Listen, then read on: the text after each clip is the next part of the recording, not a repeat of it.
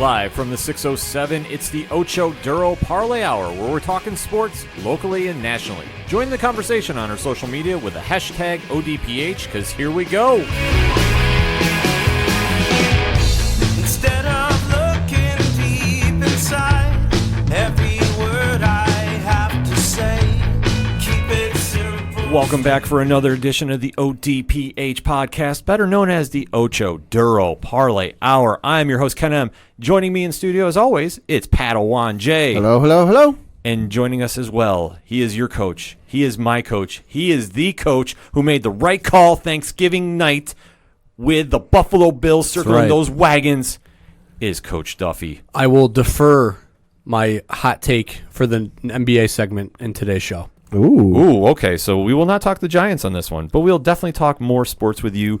Join in that conversation on social media. You can find all the accounts on OchoDuroParlayHour.com. We definitely want to interact with you, so always make sure to throw the hashtag ODPH up there, and we'll definitely find you, interact, because we have a lot to discuss. And as we kick off every show during the NFL season is our Locks and Leaps, where we give you our predictions pre-week of who's going to win based off the Vegas spread and who's a leap based off the Vegas spread. Are we right? Are we wrong?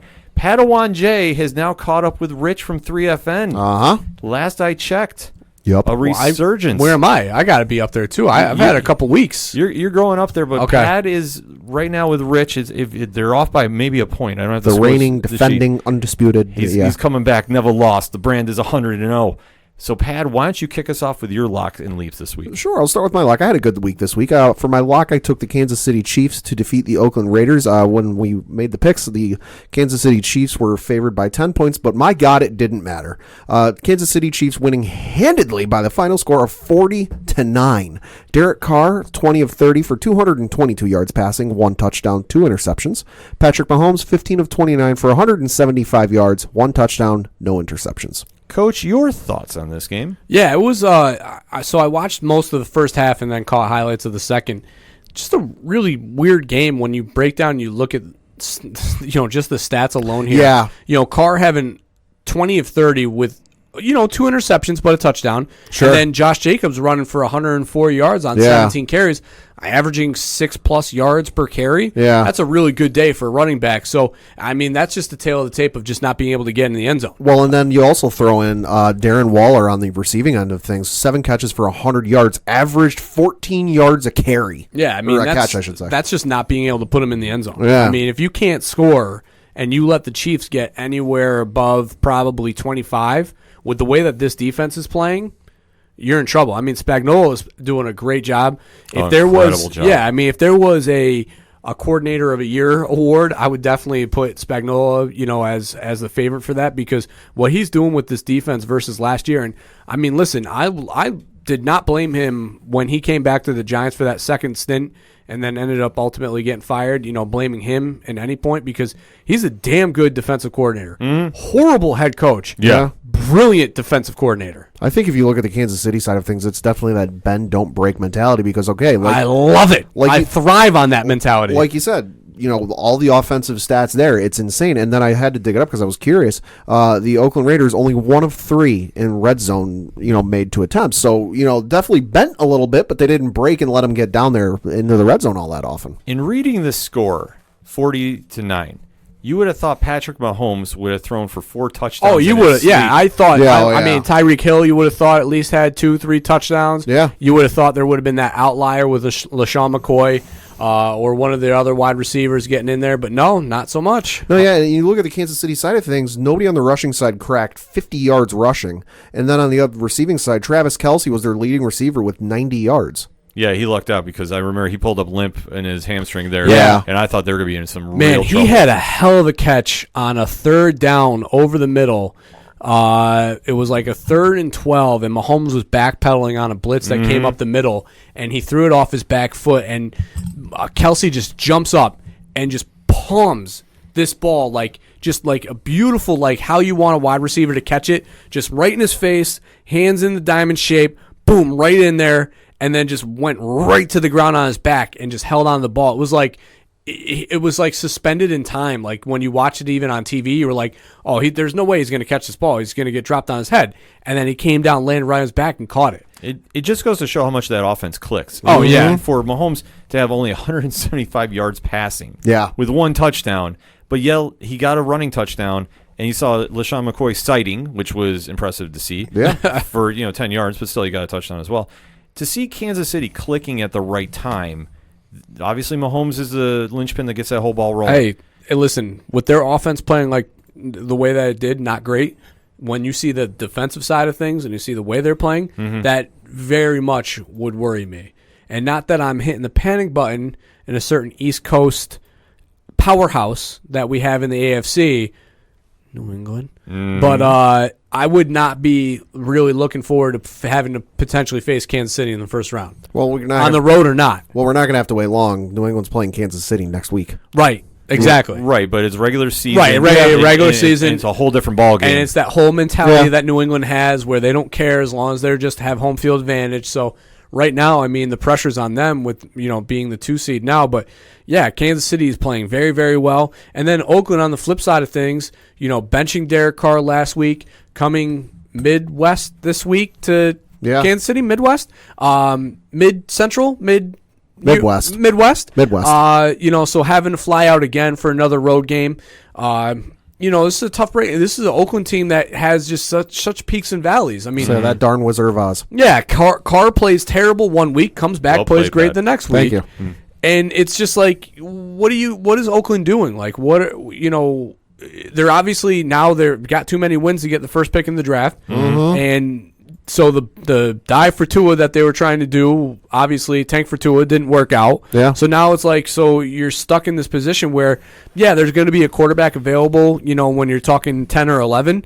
But with the way Derek Carr is playing, do you do that, or do you try and get another skill position to come in there and help him out? I mean, looking at their schedule the rest of the season, let's be honest, it doesn't really matter much. It's going to be interesting to see where they fall, because this is one of those teams where you don't know what you're going to get out of them. You don't look at a team like, say, maybe a Green Bay and go, yeah, they're probably going to win. Like they're almost a lock to win. Or, some other teams like maybe a Cincinnati where it'll go, oh God, yeah, no, they're going to lose.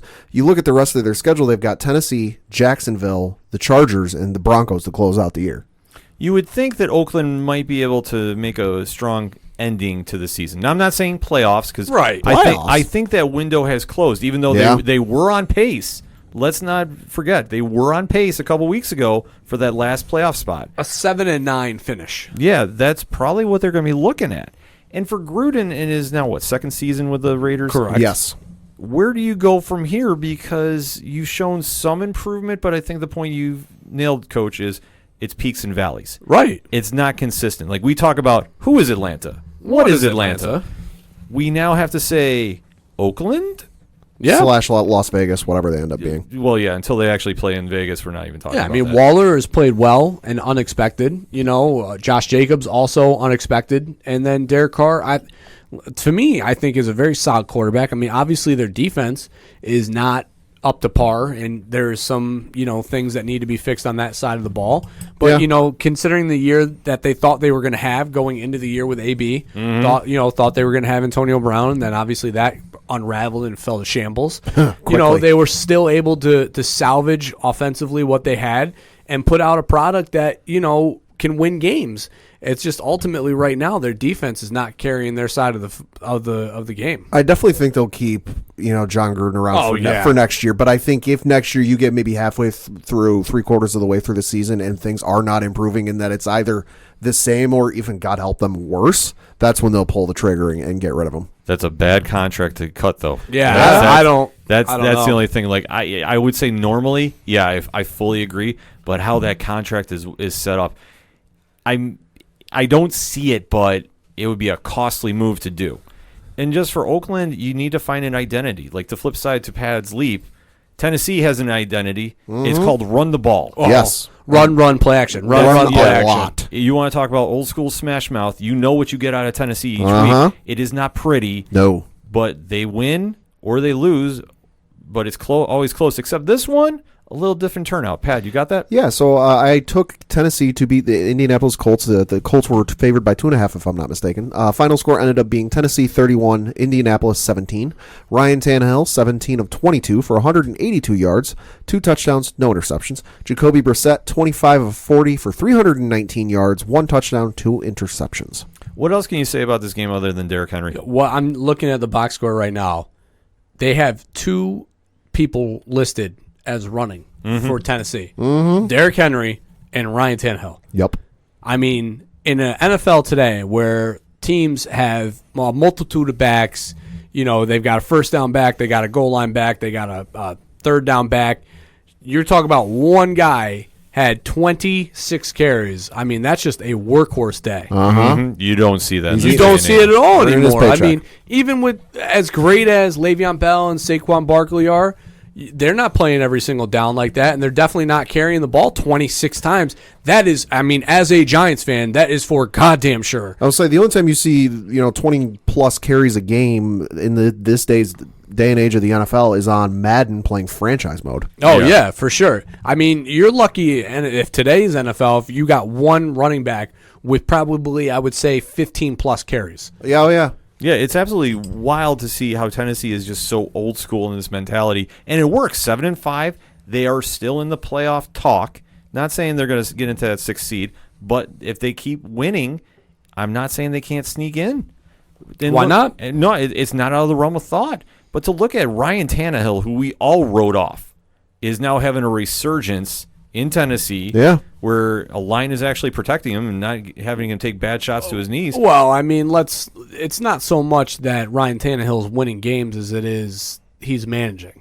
Well, he's managing, but he's upright and he's healthy. That's my Right, big thing. right. Because especially with all the knee problems he's had over the years, you're finally seeing the potential in him. Not saying that he's going to be all pro, but you have to give him his due that he finally has a line that's protecting him. He's not taking those bad shots to the knees, and he's staying upright, and he's moving the chains, and that's all they need him to do. That's all you need. I mean, especially when you got, when your running back's averaging 5.7 yards per carry. Yeah. So that means second down, you're looking at most a 2nd and 6. Yeah. I mean, that's a way easier game plan and a much, much bigger, wide open playbook that your coach can have versus having to be 2nd and 6 or 2nd and 10 or plus. Yeah, so Tennessee is doing it very, very old school, but it's working. It's working, and they're right there. I mean, they're in currently the 7th seed in the AFC. Pittsburgh is ahead of them. They have the same record, but the only reason Pittsburgh is ahead is they have the tiebreaker over Tennessee based on the best win percentage in conference games. Pittsburgh is 6-3 in conference, and then Tennessee is 5-4.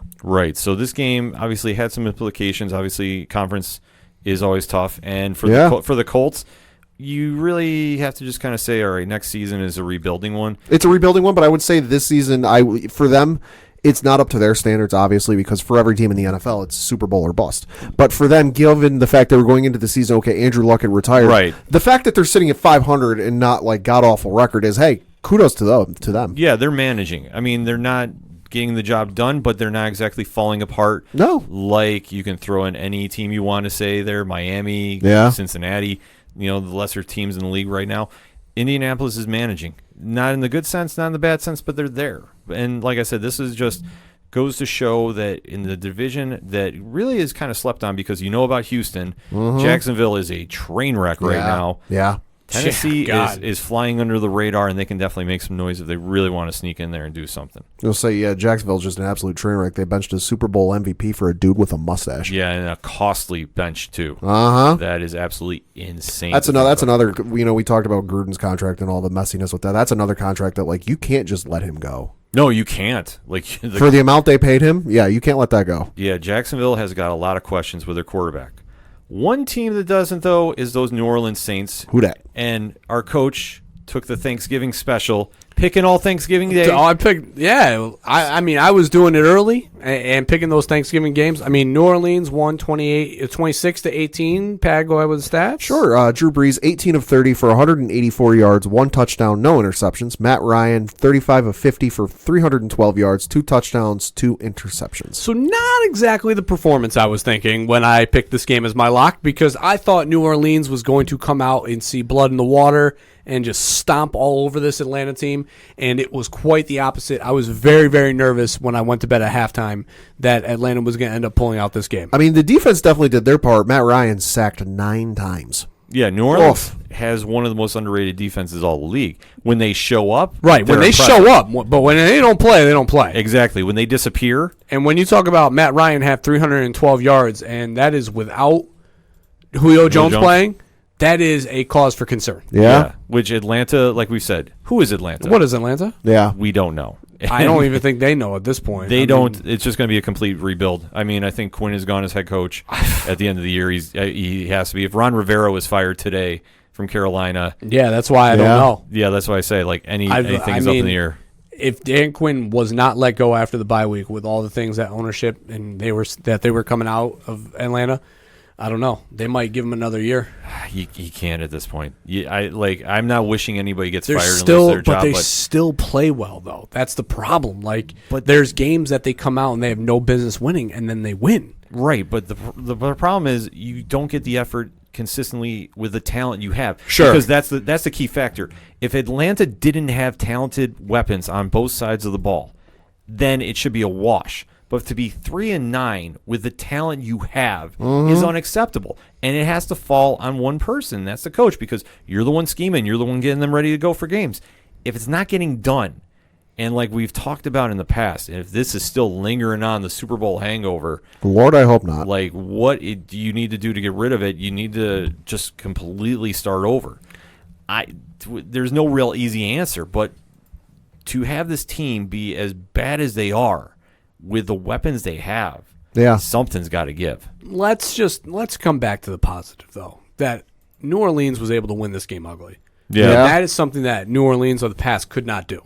I was like, if New Orleans really needs to work on anything, it's their running game. I mean, they haven't had they haven't had a running back crack 100 yards since Murray did it Week 8 against the Arizona Cardinals. After that, their highest rushing has been 24 yards, 75 yards, 64 yards, and 61 yards. What is going on with Kamara? I have no idea. I mean, it doesn't make any sense. I mean, this As guy someone who has him on fantasy, I am very concerned. I'm sure. Yeah. I mean, I don't get it, because this guy was supposed to be an every down dominant back. And I mean, getting 41 yards a game right now, I mean, that's not a good look as a top tier running back. It's not a good look, and it doesn't have any good explanation. No. Just I think defenses are game planning for him better.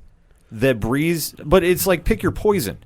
If you shut down the running game, look at the wide receiver core that New Orleans has. You have the highest paid wide receiver currently in the league right now, and Michael Thomas, who will still get yards. They have a serviceable tight end with Jared Cook. They will move the chains no matter what. Yeah, but my argument to that would be is, I mean, when you look at this, Drew Brees with only 184 yards, but Kamara only 11 carries for 61 yards. Yeah.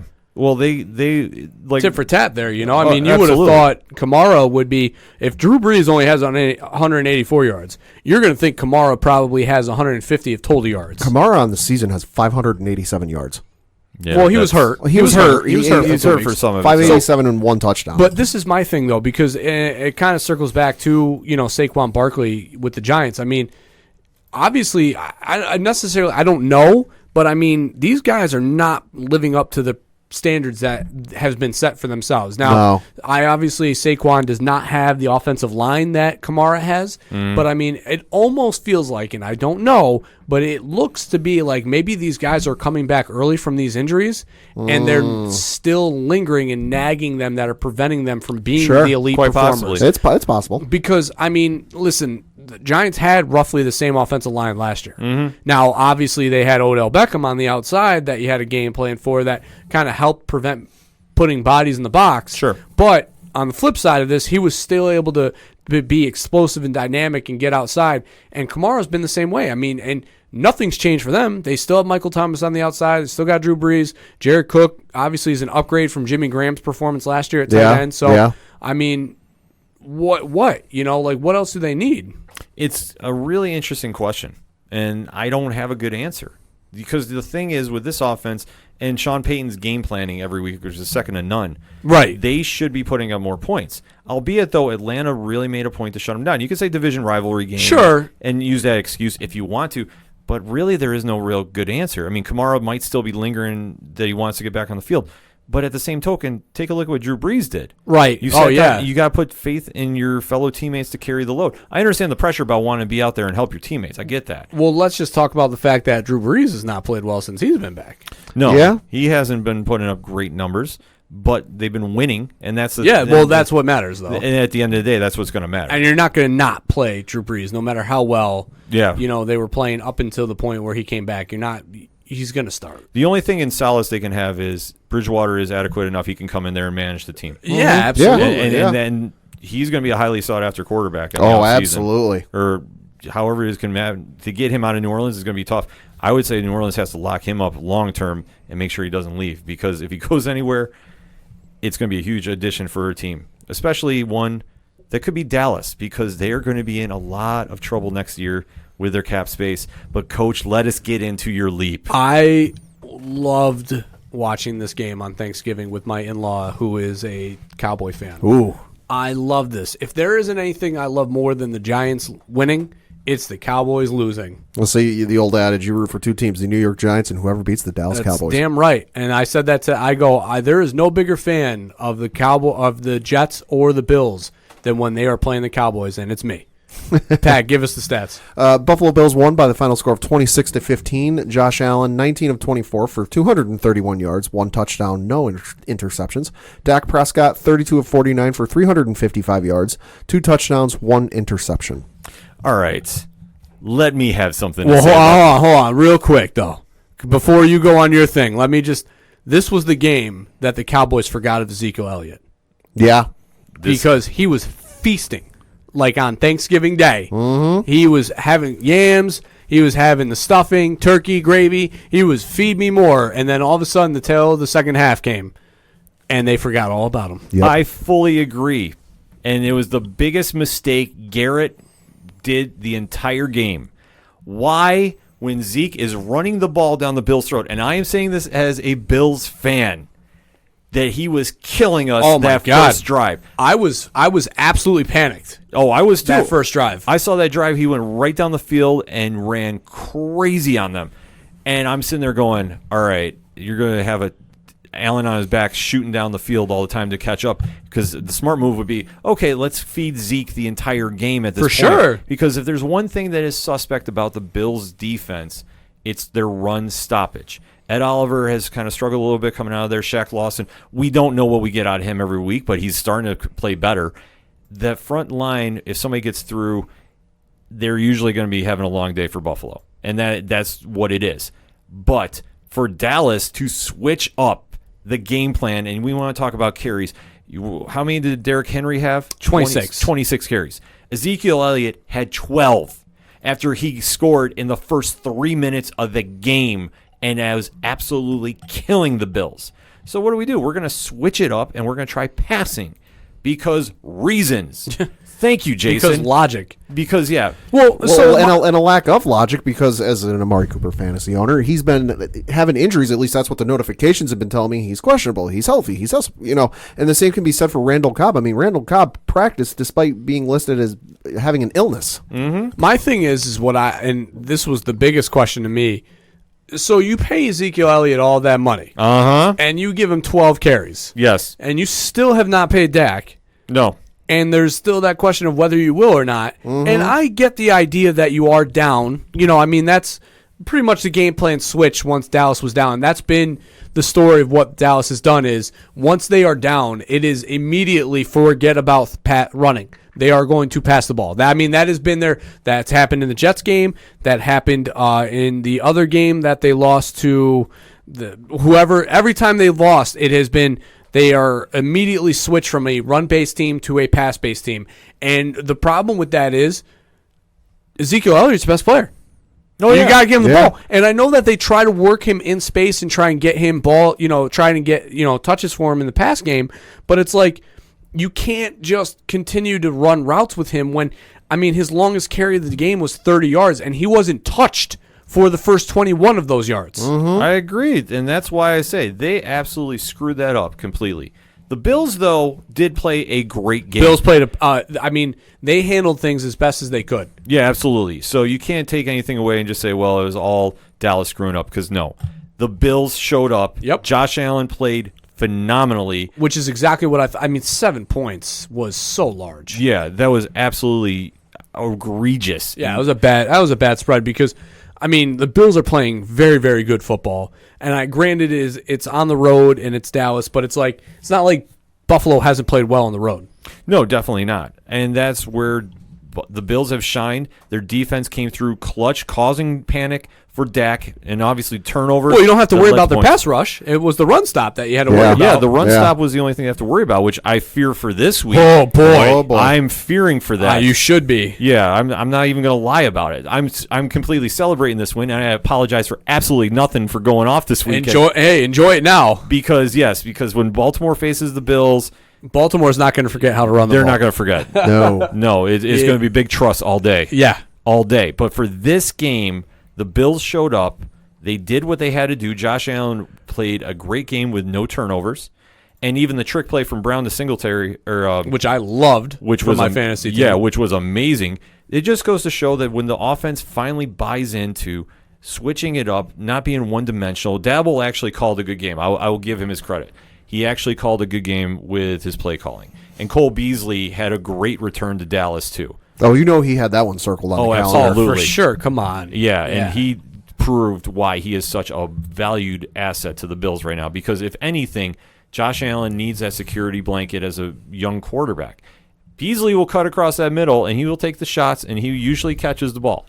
Dawson Knox had a good game, too, and he's also somebody that's emerging as well. So when the Bills finally get the ball rolling, they're going to be looking good, and Devin Singletary is being healthy thus far. And him and Gore are bouncing off each other. So the Bills played well, and like I said, that defense was swarming. I mean, you just have to remember that when Dallas went away from the run, they had no answer for that defense. They had nothing. Yeah. They had nothing, which, I'm sorry, this is why Garrett should have been fired after the game. Hey, don't you speak of the next Giants head coach that way. I would clap. Don't you speak ill will of him. That was Kellen Moore. He's the offensive coordinator. Please clap. I would clap, but I'm holding the microphone. This is on Garrett. This is on Moore, because they should have switched it up. Because why did you go away from the run? That is the biggest takeaway from this. If we're all sitting there, and I'm saying thank you, because Zeke would have killed us on this. I fear what Baltimore is going to do next week. I really do. But for the Bills, they shut down a good team in Dallas on paper, and they did what they needed to do. They absolutely came in there, made a statement win on national TV, which they don't really do too well these days. And obviously, this caused a game to get flexed for them against the Steelers on Sunday in 2 weeks. Yep. Well, I mean, that's a big playoff implication game. Yeah, absolutely. Yeah, next 3 weeks are real interesting for Buffalo. Like you mentioned, Baltimore this week, Pittsburgh the following week, New England the week after, and then Jets to close out the season. I think that for the Bills to get in the playoffs, they need to win at least one more. At least. I want to say 2 wins, I'd feel better, but I'm going to be a realistic fan about this. Baltimore is going to be a true test. That game's going to be so. I mean, the thing is that Baltimore's defense has been quietly very good. Oh, absolutely. And the fact that they will just run the ball down your throat, and it's not just Mark Ingram, because obviously once Lamar Jackson gets outside the tackles, forget about it. Yeah. And I mean, I saw firsthand what they did against New England. It was scary. Yeah, not even to say that once he starts slinging the ball too. Oh, once he yeah. starts throwing, I mean, listen, he gets Hollywood Brown going. Yeah, I mean, forget about just the fact that Dak Prescott had to throw 49 times. Lamar Jackson only needs to throw 22, and he'll have 300 yards. We'll say Dak threw 49 times. He ran 4. That is not going to be the case for Lamar. No, definitely not. And I think anybody that's thinking otherwise, you haven't been watching. You haven't been watching. The Ravens are absolutely scary no matter how you want to cut it. And they don't need to have a player step up consistently. They have, everywhere from Andrews to Snead. And look in that run game with Mark Ingram who gets that ball going, and he's just got to yell big trust, and it's done. It makes me envious as a Giants fan. Oh, absolutely. To watch a team that scary. Baltimore has just quietly emerged as arguably the best team in the AFC. Arguably. When we had them, third? Mm-hmm. Maybe? Yeah. They've definitely stepped it up. We just didn't know what was going to come from Lamar Jackson. All the credit in the world to Harbaugh, because he has put him into a position do you think, for success. I'll say Harbaugh, I better buy him a nice little gift. I think he single-handedly saved his job. For sure. Listen, think about all the risk that they took going all in from Flacco to him by trading Flacco away. Super Bowl MVP. Yeah, not even just benching him, trading him away, to putting it all on his shoulders to adapt your offense to a whole new system. Because, I know we're going on a tangent here with Baltimore, but let's talk about the fact that so many coaches coach to their style and don't bend, don't break on it at all. You know, they one way, or it's the highway, you know? And then you look at this system now with what Harbaugh has done with Lamar Jackson. You talk about one of the most probably unathletic quarterbacks in Flacco to now the most athletic quarterback, and now you're running a whole new scheme. Kudos to him for being able to do that. Absolutely. This is why Baltimore is where they are, because they know the talent they have on their side of the ball. And let's compare this to Dallas, shall we? Sure. Dallas can't figure out that you have arguably one of the best running backs in the entire league, and yet you only give them the ball 11 times. No, they can. They just, I don't know what flips in their head that when they're losing, that they need to throw the ball because it doesn't make any sense. And I understand that you got Amari Cooper, but it's like Dallas should be a team built similar to how St. Louis is. Run, play action. Run, play action. You mean Los Angeles? Los Angeles, yes. Run, play action. That is what their offense should be. It should be built the same way that McVay has built that offense there. That you predicate your passing game off the run because that frees up Dak to be able to have time in the pocket to throw the ball. And instead, when he just dropped back and it's a 5 to 7 step drop back, no team is concerned about having to stop him. No. None. Because they know that if they blitz and have a spy, like Buffalo, they will either get pressure on him or they will sack him. Yeah, it was absolutely beautiful what Buffalo did to game plan for that second half. Because once you took Ezekiel Elliott out of the game, Dallas fell apart. Yeah. And we know who Dallas was. Right. Exactly. Which is average at best. I mean, yeah. Stats don't lie. Yeah, I mean, average at best is probably putting it nicely because, I mean, they are – I would love to see the 6 wins, what Dak Prescott's versus Ezekiel Elliott's numbers look like in those games. Yeah. Because I bet you it's the reverse of that. Exactly, and this is why if Dallas is going to have any success, you have arguably the best offensive line in all the NFL. Why are you only running the ball 11 times? And you think about the teams that are in the talk for, the Super Bowl. San Francisco. Not a great run game, but a serviceable one enough that they can get, yards on you. Yeah, and they move the chains. They move the chains and they set up play action. New England, serviceable run game, but obviously they're an outlier because they have the greatest quarterback, arguably, of all time back there next to Eli. And then, you've got Ravens, who they're play action heavy. So and then look at what Los Angeles did last year with Gurley, that they run. Hung up on St. Louis I'm this week. hung up on everything. They run play. They're predicated on play action. So you think about the successful teams and what helps win, and it's being able to run the ball successfully and get yards and set up play action. And these teams that don't do that don't win. Exactly, and this is why I'm saying they're average. They should be better. They should be light years better. But when you take away your biggest weapon on the offensive side and you put it in Dak's hands for no reason and you're forcing him to shoot. Even Seattle, Booger McFarland said it beautifully last night. They don't care who's running the ball in their backfield. They're going to go out and smash the ball down your face, whether it is Carson or Penny, not premier running backs, but they are going to give them 20 touches a game each. And then Russell Wilson just needs to do what he does. Yeah. And it's not even manage the game because they put the ball on his shoulders and let it ride, but they are going to base their play off of the run. Yeah, Dallas needs to do this. And if it comes down to get rid of Garrett and Moore, then you got to do that. You have to. That's fine. I'll take him. At this stage, you need to do something because you're wasting away Elliott's contract, which is now tied up. Which is mind-boggling. Yeah, you've now tied up the cap space for Cooper, Dak, and a whole laundry list of other players. You got to think that's the most frustrating thing. In case you're curious, Ezekiel Elliott averaging 19 carries a game. He's got just a little over 200, divided by the 12 games they played. So it comes out to like 18.91 or something like that. So 19 carries a game. Dak Prescott, by contrast, 37.25 attempts per game. That's ridiculous. You're the highest paid running back in like NFL history or whatever the heck it is, and he's not even cracking 20 carries a game. That's terrible. This is why they need to do a switch up in the and coaching. They have an offensive line there that can bully people. Oh, absolutely. That's why I say they got the best offensive line in the league. They should be running it every play. This is why Dallas is going to be where Dallas is, and it's going to be watching the playoffs on the sidelines. I'm sorry, unless Philly does another choke job. This could happen. I'm just saying, whoever comes out of the NFC East is going to be first-round fodder. I mean, listen, Philly can either win the division or a top 10 draft pick. Yeah, this is how bad Talk the about a NFC win-win. East is.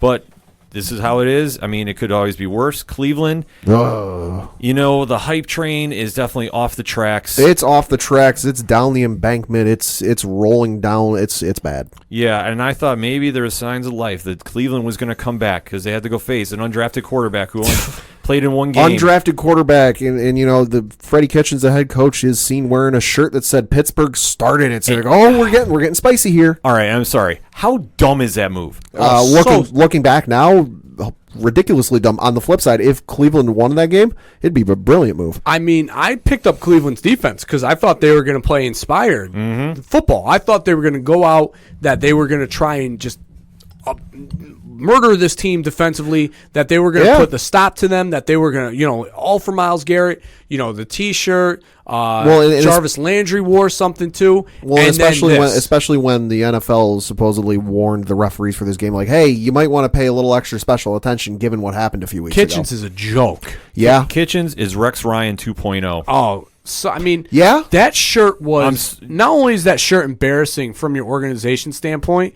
I mean, if ownership wants to wear like a 92 patch on their hat in honor of Myles Garrett, like, good for you, fine. But to call out another organization saying that they started and then put up the performance that you did, you want to talk about something that should have got you fired.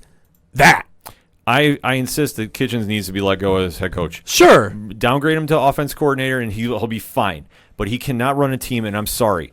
What other head coach, I'll even go this far, past 2 years, have you ever seen a head coach do a stunt like he did? Anybody? That we know of? No. I mean, yeah.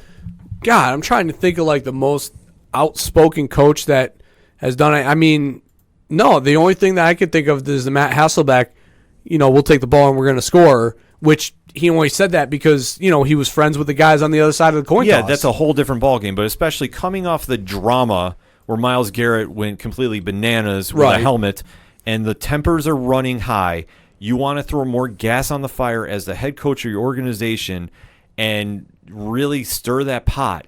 It made no sense what to do because the Steelers are battle tested when it comes to this kind of nonsense. And congratulations, you gave them so much bulletin board material. They came out and they punched you right in the mouth. With a third-string quarterback who was undrafted. Yeah, which if you look at their stat line for everybody is no names, and they completely dominated you 20-13. Pat, hit him up for the stats. Sure. Like you said, final score 20-13. Pittsburgh won. Baker Mayfield, 18 of 32 for 196 yards passing, 1 touchdown, 1 interception. Devlin Hodges, 14 of 21. Who? Yeah, exactly. Quack. 14 of 21 for 212 yards passing, 1 touchdown, 1 interception. Who? I mean, again, I said it, but Cleveland should be embarrassed. Shout out to Samford, the college where Devlin Hodges hails from. Congratulations, because you came in there and you beat one of the most overhyped teams of all the season. Uh-huh. Hey, I'll say they were hyping him up on the pregame show there, talking about all the things that Devlin Hodges did well in college, and he actually had a really good performance against Florida State.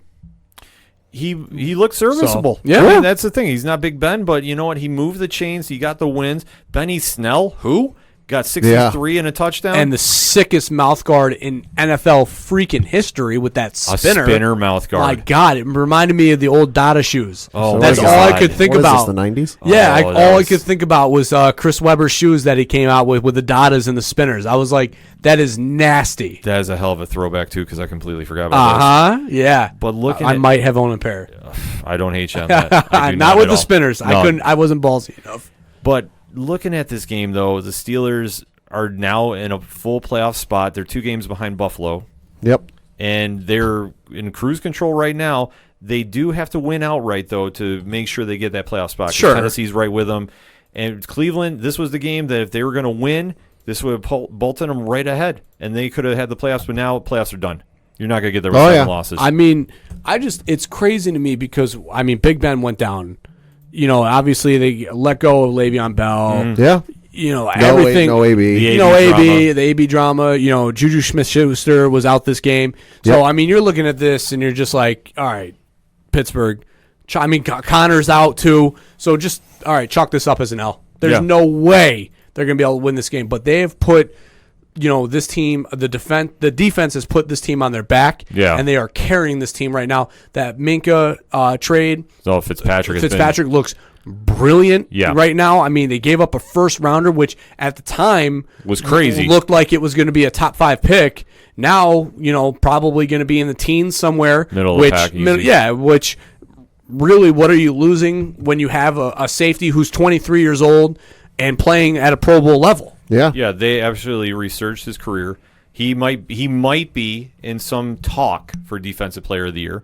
I mean, I would say him, Jamal Adams are probably up there right now. Yeah, like I said, he has reignited that Steelers defense, and he has made it an absolute nightmare for quarterbacks. Yeah. And looking at what he's done, like we said, this team should have been written off. This team should not be playing as well as they are. Yeah. You have to give credit to Tomlin and the organization. I mean, there was people talking, calling for Tomlin's head. Yeah, saying he was leaving for Washington. Yeah, I mean, at one point. And the craziest thing to me was, and I remember when the trade happened, everybody was like, well, Fitzpatrick obviously played well at Alabama, but he had no tape in Miami because he just was barely playing. Right. He was barely even getting on the field because how poorly he was playing there. And I think it just goes to show that winning obviously heals a lot of things. A little change of scenery, I mean, from the sunny skies and nice beaches in Miami to the, tundra and grizzliness of Pittsburgh, the Steel City, obviously maybe just sparked, his resurgence here. And defensively, they're stout. Yeah. Oh, they're incredible. The one thing, and I'll touch upon it too, though, you are right, the change of scenery, but it's also the change in team culture. Absolutely. And I would also say the way the organization is run. Oh yeah, right. You can't talk high enough about that. Yeah, you look at teams like the Patriots, like the Steelers, like the Ravens, like the Giants were. Yeah, like the Giants were way back when. I mean, I remember the tape was on black and white, and the antennas you have to work together. It wasn't that long ago, Ben.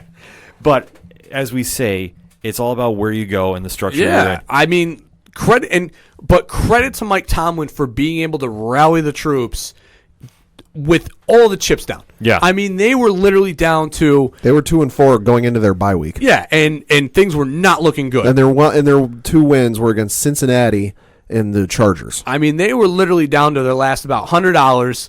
They had pocket deuces sitting there, and they all of a sudden rolled out a flush. I mean, they just got wildly lucky. Yeah. They got absolutely lucky. And it's all been Tomlin, though. It's been his leadership that was the calming voice that was able to right the ship. Yeah, they got an interesting schedule to close out the season, too. They've got the Cardinals this week, Buffalo next week, like we mentioned, Jets the week after, and then Ravens to close out the year. It's going to be a tough road for that final playoff spot, but I'm not doubting them. I mean, I was rooting for the Jets to get in just because that would have been a hell of a story from Monogate all the way back into the playoffs. I mean, they would have had to won out to get in. So now that obviously they put up this daughter performance against Cincinnati, they're out. But now I'm cheering for this Pittsburgh team because that would be a hell of a story to write as the 6th seed. That just goes to show it isn't just the talent. It is the coaching staff, and it is the organization and how they are ran. Yeah. You have to take a look at it like this, too, to close out. The coaches win game. The structures win game. The players do their part.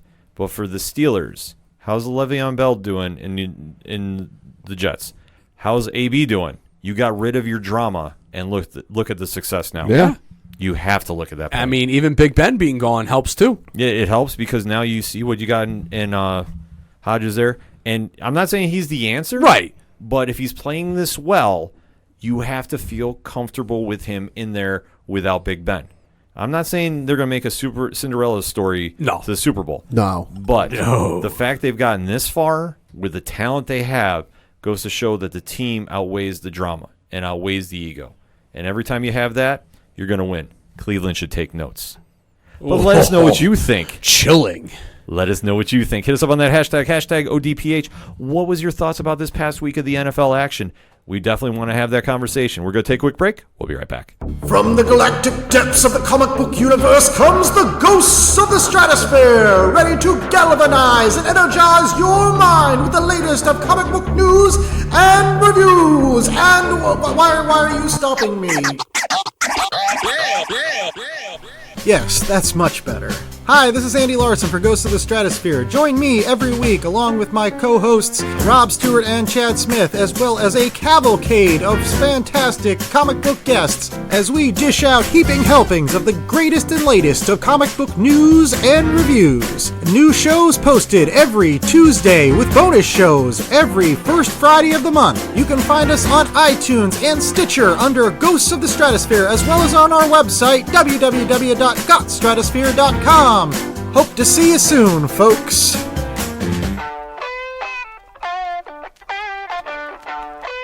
Hey, this is Brian Wolf from Fair City Fire. You are listening to ODPH, the greatest podcast in Binghamton. Woo!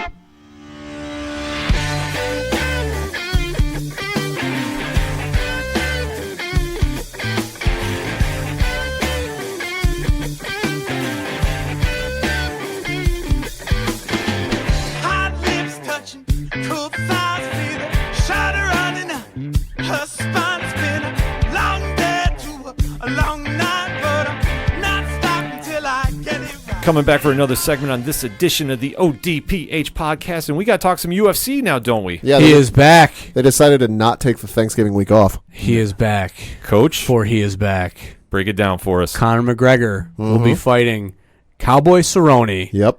January 18th in Las Vegas, Nevada. Let's go. So thoughts around the panel on this one. Connor has returned. Well, I guess proper Irish 12 isn't doing so well. Well, I mean, I wouldn't say that. I mean, listen, the promotion for it is everywhere. So I think proper 12 is fine. I think the guy just wants to fight again.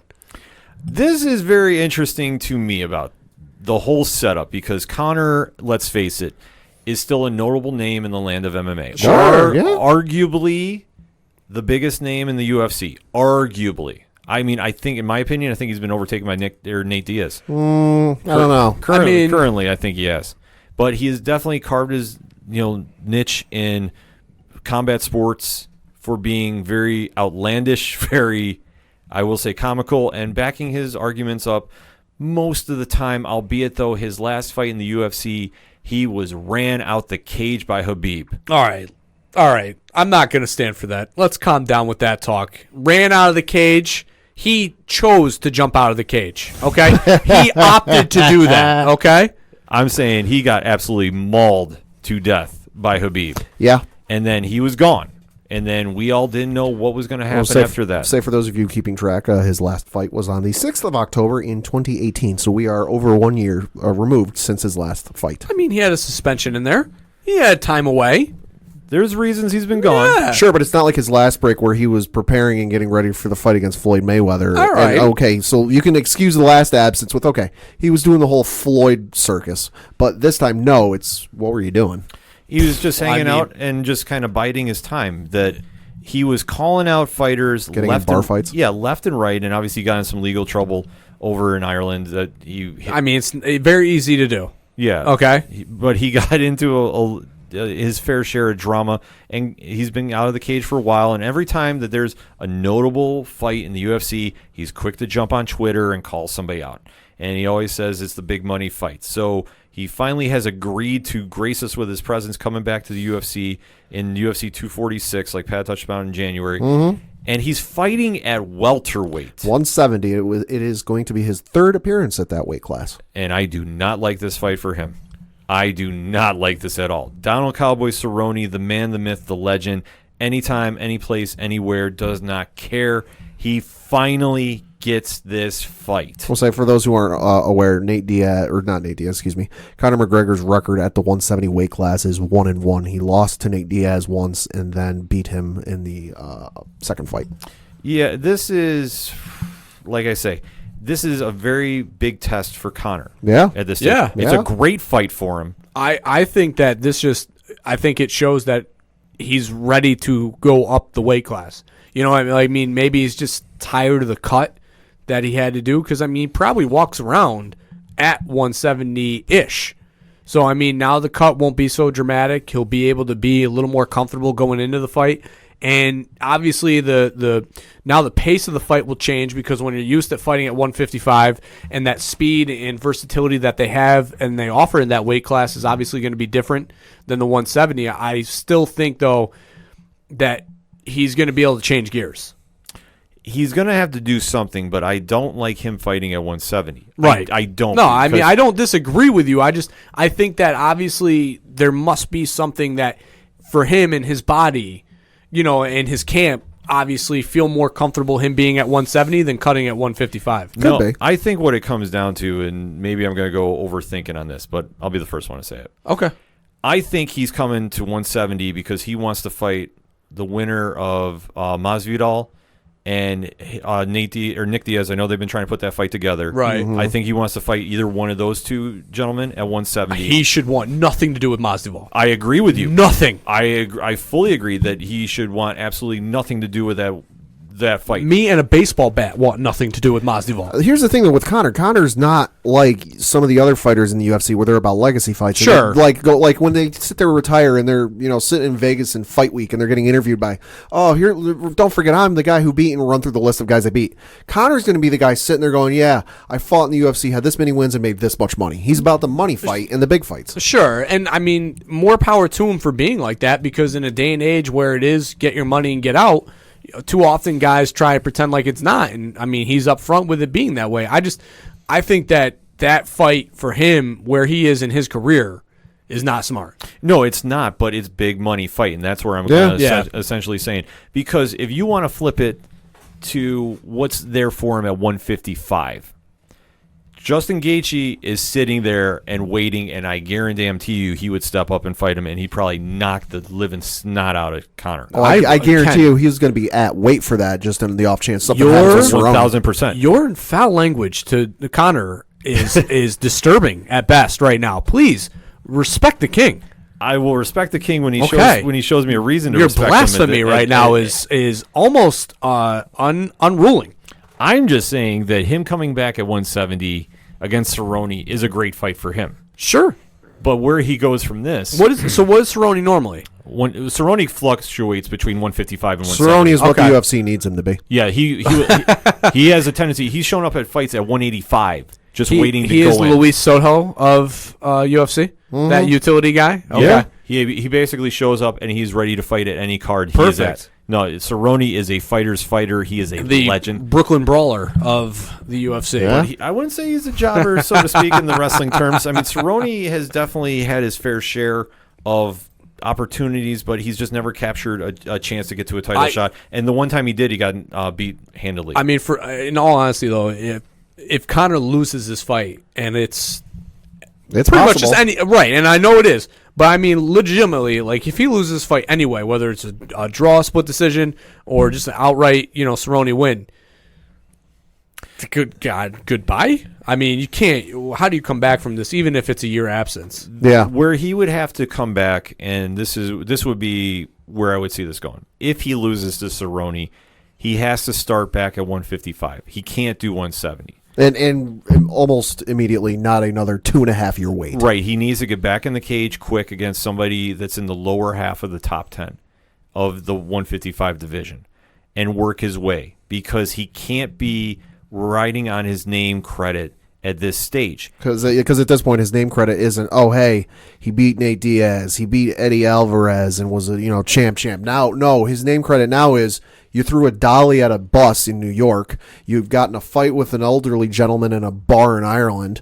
It's more controversy than it is anything he's done in the octagon these days. That dolly, first off, slipped out of his hands. And that punch to the old elderly man was clearly he slipped on some proper 12, and landed fist first in the man's face. These are clearly incidences that are not on purpose. All right, listen here, Dennis. Oh, my God. The thing of it is, though, if he had fought more than just Khabib since Sure. 2018, okay, you could make the argument, okay, you'd think of him more of his record. But the fact he's got more, the fact that his Wikipedia, that I have to do a Control F to search for his MMA record because he's got so much crap going on in his personal life kind of says something about what people remember about him. I mean, honestly, the Mayweather thing definitely knocked him off of whatever pedestal. Yeah, whatever pound for pound of all time that he could have been, and it just because you can't just remove yourself from an octagon to fight boxing and then transition back. It's just too different, too opposite of each other because And it just showed that because, I mean, he just wasn't ready for Khabib. Period. No, he wasn't. And not to say that even if he had fought 3 fights in a row and had dominating performances that he could have gone in the octagon and beat Khabib, because he probably still wouldn't have. At the end of the day, though, it would have helped. He needed to be consistently fighting MMA style. Exactly. That's what it boils down to. But he didn't. He went for a payday against Floyd. Yep. I can't be mad that he can't. Not at all. No, he got his biggest payday he's ever seen in his life. And obviously, it created a bigger ego problem than I think he was even ready for, and all the legal trouble like we touched upon, starting to fight in the bar and doing all that nonsense. He got away from what made him Conor. He bought into this. All those things made him Conor, though, at the same time. All of them made him, but it just grew out of control where you would say that, okay, everybody loves when he cuts all these crazy promos and does all these wild stunts, but when you start taking it out of the cage and out of the press rooms and doing it in real life, you're now painting yourself in a different picture that you think you're untouchable, and you're not, because let's face it, he faded away from the limelight. Yeah. That he wasn't the big, please save us, Conor, come back. Right. That he would have been 2 years prior. For sure. I mean, comparison to like a Rocky 3 type situation, where it was the glitz and the glams, and Rocky's living this rock and roll lifestyle with all this stuff, and meanwhile, Clubber Lang's over here training in this dark, dingy gym, just hungry. Yeah. And sometimes, and I mean, Conor has since, kind of pulled back a little bit from those kind of things, and maybe that groundedness is going to be able to what helps him get and be more focused now going into this fight in January. He needs to be, because if he is not focused on fighting, Cerrone is going to punch his head off. Right. Yeah. That combo is going to knock him out in the first round. That is how serious Conor needs to be about this fight. I know Cerrone is on the twilight of his career, and he's riding off into the sunset. Got a lot of wear and tear on those tires. Yeah, but for Cerrone to walk out with this notch in his belt would be huge. And this has been in his mixed martial arts career, he has 50 matches. Exactly. Yeah. He has set records throughout the UFC for fight of the night bonuses and that whole nine. This would be the biggest fight in his history, and for him, this is a legacy fight. This is going to be something that will establish him light years after he leaves, because this fight has been getting planted from a press conference way back when. Yeah. That Cerrone and Conor were going after each other. Yeah. So to say that this fight is not going to be a fully thing that Cerrone's focused on is a joke. Cerrone is going to come in there ready as he's ever been. For Conor, he has to be laser focused on this fight. He can't be on Twitter. He can't be doing any nonsense. He needs to be in his gym getting ready, because I'll tell you what, Cerrone will be ready. If Conor wins, though, the question is, where do you go from here? I think he's fighting at 170 so he can go for Masvidal, which I think is absolutely insane, and he should just avoid Gamebred at all costs. But the big thing he's seeing is, okay, if I beat Cerrone and I come back, I fight for the BMF title.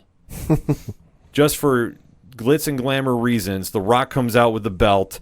They're going to put it on in Vegas. This is going to go nowhere near New York. I will tell you right now. Somewhere Vince McMahon's ears are perking up for some reason. This will be one of the biggest fights in UFC history if they can sign it. Yeah. Without question. Yeah.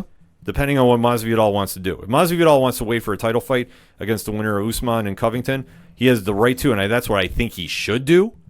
But for Conor, that might be too enticing, because that payday will be through the roof. Mm-hmm. And I think any of this nonsense that if Conor beats Cerrone, he gets the immediate rematch of the other fight that was announced for April, I think is absolutely ludicrous. And I will break that down in a second. Because it was announced that Khabib has agreed to fight Tony Ferguson in April. For the fifth attempt. For the fifth attempt, put them both in bubble wrap. Oh, my God. This fight... Remove the cords from the household. Already. Like anything, like childproof the home, please, for the love of God. And the chirping's already started. Yeah, Ferguson is going all in, and he needs to. And I won't believe this fight is going to happen. And I know I've said it before, but I'll say it again. I won't believe this fight is happening until I hear Bruce Buffer making the announcement and his whole spiel at the beginning of the fight. I agree. Because how many times have we been here that they announce this fight and we go, yes, finally. And then we get a week or two out and it's, oh, hey, Tony Ferguson got injured. Oh, hey, Khabib got injured. Fight's off. We were a week away, and then the Brooklyn incident happened. Uh-huh. I mean, let's all not forget about that. This fight has been long dreamed upon. Tony Ferguson, cardio for days, crazy striking, good wrestling. Khabib, arguably one of the GOATs right now. And just look at his track record. Nobody's figured out his Sambo style. He goes in there, he mauls you. He basically takes you down. You don't get back up.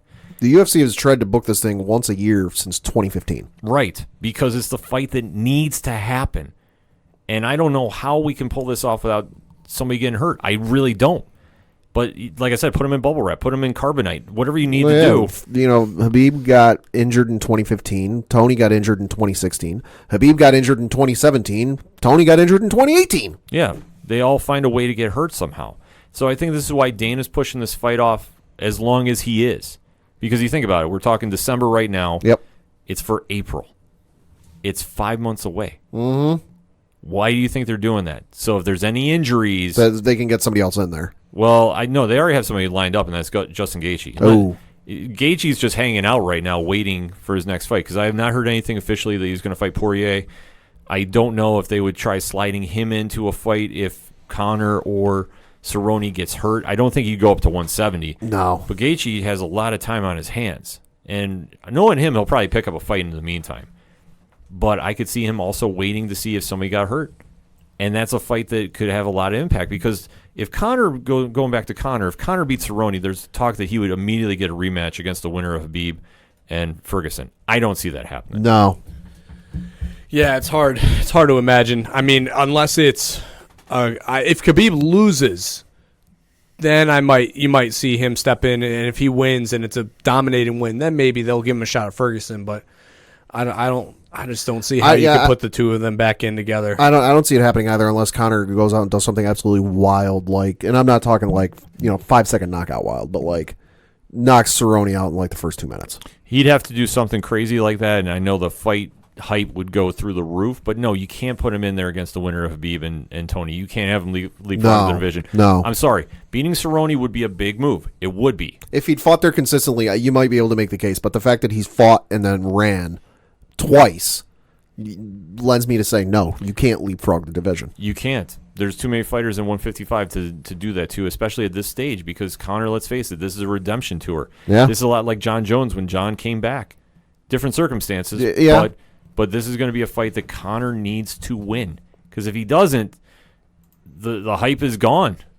Essentially, Conor disappears, Coach. I know it's bringing a tear to your eye and anger to your fist with me saying this, but you can't deny facts. I mean, as much as I was mocking the situations earlier, I mean, that's a fact. You just can't. What can you say? I mean, if he loses and then this all happens, it's like, what do you do with him next other than some sort of legacy GSP, BJ Penn type situation where you just bring him in for that lucrative money fight and then try to milk the cow while it's still got something left, Yeah. I mean, I'd be fully okay if he lost this, him fight Aldo at 155. Just do something like that. Except I heard Aldo's trying to drop to 135, which I think is absolutely insane. Lord have mercy. I heard something about that. I got to get a little more confirmation. Either way, Cerrone is back. Cerrone has always been here, but Conor is back. Final thoughts on this while we close this out. Really excited for the fight. I hope Conor shows me something. He's a great fighter, one of the best, but you got to show me some consistency. None of this one fight and then, all right, I'm gone for 2 years. I mean, I will be tuned in. I mean, there's not many fighters right now that I get up for. Him and John really are. And I mean, a Khabib Ferguson fight will, just because of the greatness that is potentially there. But, really outside of John, it's really, Conor's the only other guy that I really get into right now. Just the way the UFC is, it's just, that's how it is for me. So I'm very excited for this fight. I hope as a Conor guy he wins, because I'm very fear of the outcome if he loses. This is going to be an interesting moment for the UFC and MMA. Conor, arguably one of the biggest stars they've ever had, obviously has taken some public black eyes and has wounded that image that we don't know where his mind truly is. All we know is he's assigned to show up in January to fight Donald Cerrone. What Conor are we going to get? Are we going to get the one that came in and lit the UFC on fire and became the champ? Or are we going to get the one that thinks he can run away and do whatever he wants, and he thinks that he is the straw that stirs the UFC drink? Because, quite frankly, that fighter has been gone for good 2-3 years now. Mm-hmm. He doesn't exist right now. So who is going to be Conor McGregor when he steps in that cage. And if he wins, where does he go from here? Because he doesn't call his own shot. I think he's foolishly going to be looking for Masvidal. And I think foolishly is the biggest word about that equation. But let us know what you think. Hit us up on that hashtag ODPH. Conor McGregor's back. What's your thoughts? We want to know. We're going to take a quick break. We'll be right back. These days, comic book stories are more mainstream than ever. Unfortunately, not everybody has the means to be able to consume all of this greatness well. If you were to join me, Brian Wayne, on the Cheers to Comics podcast, I will help guide you through the rabbit hole that is comic books. Whether you're a brand new reader that just walked out of the latest blockbuster summer Marvel movie event and just have to know the source material, or you're an old dog and just want to get a different perspective from another reader, this is the podcast for you. And when I say comic book podcast, this is a comic book podcast. No filler material. I save all of the movie talk and all of the stuff outside of the illustrated, written world of comic books for all of the other podcasts out there. This is for comic book junkies and aspiring comic book junkies only. So tune in with me, Brian Wayne, 3 times a week. We'll be going over dozens and dozens of books in an overviewed fashion, not necessarily a review manner. But beyond that, I hype you up every week on the books coming out on the next week coming, as well as a bonus episode. And that could be anything from me dedicating an entire episode to a single story arc, or potentially even a kick-ass interview with a badass comic book creator. So if any or all of that tickles your little fancies, join me, Brian Wayne, and the rest of Slurred Nation on the Cheers to Comic podcast as I kick back drinks and drop all types of comic book knowledge. Cheers. It's a heartbreak, soul-shaped radio attack. Taking 4 steps forward, no steps back. Hey, this is Vince the Common Man Citoy, local MMA fighter, telling you to keep on listening to the ODPH, the 607's up-and-coming newest podcast.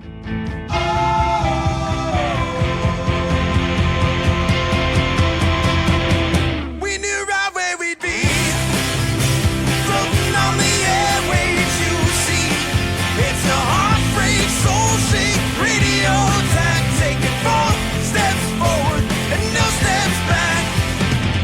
We knew right where we'd be. Coming back for another segment on this edition of the ODPH podcast. Coach, you wanted to talk some basketball. The thoughts, views, and opinions of Coach Duffy are that of Coach Duffy and do not represent the Ocho Duro Parlay Hour in any way, shape, or form, unless I agree with them. So take it away, Coach. God, the Knicks suck. They suck. This is brutal. I thought that they were going to hover around 500. I thought, maybe they'll mess around and get a 7 or 8 seed. They are abysmal. For those keeping track at home, the Knicks are 4-17. Oh, God. And not even a, oh, man, a couple bad breaks here or there, 4-17. They are a bad 4-17. They suck. Yeah, listener discretion is advised with this, too, because we are going to be going off about this. It's so frustrating. I mean, they have to fire Fizdale. Yeah. I don't like to talk like this because it is another man's job, but they have no choice. They have to do it. This team is completely lost, to put it in a nice manner, because truthfully they get on the court and it is a mess from tip-off to final buzzer. I mean, just from stats, they for their own team, they are last in points with averaging 100.9 points per game. They are last in their own field goal percentage, averaging 42.2% field goals per game. And take a look at who's last in the West in comparison, Pad, while Coach is talking here. I mean, the thing, this is what kills me. And we talked about this 3 weeks ago on the show. Fizdale was brought in because his friendship and connection that he had to LeBron. Mm-hmm. That he was going to be able to be a player's coach, was going to be able to get these guys in, these star free agents in, and they struck out 2 years in a row. And then you go out and you make these signings, and they're Randall, Portis, Taj Gibson was a weird one, but you go out and you make these signings. Marcus Morris, who they stole from San Antonio, And now you look at the way that this team's playing, and now you look at the way things are going. And it's like, now, Kevin Knox, who was supposed to be a building block of this team, can't get on the court. And Fizdale's answers for is he's got to earn his way back in the rotation. All right, respect that. You're putting the tough love on the second-year player, not just handing him his role. All right, cool. Then Marcus Morris gets hurt and he's not playing. You start Kevin Knox. So you literally go from, all right, the man's got out of the rotation the night before to now he's starting and going to play 20-plus minutes. Where's the message sent in that? You don't have a choice. He cannot, if he can't bring in the free agents, he can't coach his team, you got to fire him. Yeah, and since I know you brought it up, Ken, the team in last place in the Western Conference is currently the team in last place in the entire NBA. That is the Golden State Warriors, who are currently 4-18. Now, you're saying, oh, boo-hoo, why aren't we, poo-hooing the Warriors? The Warriors have something. It's now, admittedly, it's not on the court. Their starting five isn't what you would expect it to be. They lost their last game against the Atlanta Hawks 104-79, but here are their starting five. Eric Pascal, Kevin Looney, Glenn Robinson III, Willie Cauley-Stein, and then lastly was Alec Burks. Did I mention Klay Thompson? No. Did I mention Draymond Green? Nope. Did I mention Steph Curry? Nope. There you go. Like, the Knicks are bad. We all agree on that. I think most sports fans will agree on that. Yes, the Warriors are bad, but admittedly, their big three isn't there. Yeah, there's reasons they're bad. Right. And there's no, this, when you look at the way this roster is constructed, Mitchell Robinson last year was a budding superstar, a defensive center who can put up buckets. Yeah. Then you had Kevin Knox, who arguably did not have a great rookie season, but was not as bad as what people were expecting him to be when he was drafted with the 9th pick overall, right? Mm-hmm. Then you bring in R.J. Barrett, who arguably right now, is doing things that only some rookies, like 9 other rookies have done before him, and I get that he's kind of being outshined right now by Jay Morant, who's playing terrific basketball in Memphis. And outside of that, though, RJ Barrett would be Rookie of the Year hands down. Right. And Dennis Smith Jr. regressed a little bit. Obviously had some issues, family issues with his sister passing. And then, the injury that he had from his back going into this year. Right. Then, you got Ntilikina, who, Ken and I, we don't love him. No. But you know what he does? He plays hard. He tries, and he gives 100% every night. So I can't be mad about that. And Luka Doncic has been terrorizing the NBA. The 2 games that he's had his worst performances? Against the Knicks. And guess who's covering him? Frank Ntilikina. So it's like, all right, he's not a 3-and-D guy because he's not consistent enough to score. But by God, he'll play defense for you. So you got to get him on the court somehow. And I know that I killed Frank 3 weeks ago, but I'm sorry. That was a bad take. I was wrong. Frank can definitely play in this NBA. He's got to learn how to score. You cannot not score in today's NBA. But he can play defense. And by God, this is what this team needs. Then you flip over to the veterans. Randall coming off a career year last year in New Orleans, who was let go because obviously Zion came in the trade that they made with the Lakers. You thought, all right, he's a walking bucket. He's Carmelo Anthony 2.0. Yeah. Except a bad version of Carmelo Anthony because he doesn't shoot the 3 consistently enough. Then Bobby Portis had a serviceable year at Washington. You thought, all right, he's obviously going to play center. Where's he been? Other than taking minutes away from Mitchell Robinson. And then Marcus Morris, who had a great year coming off the bench in Boston.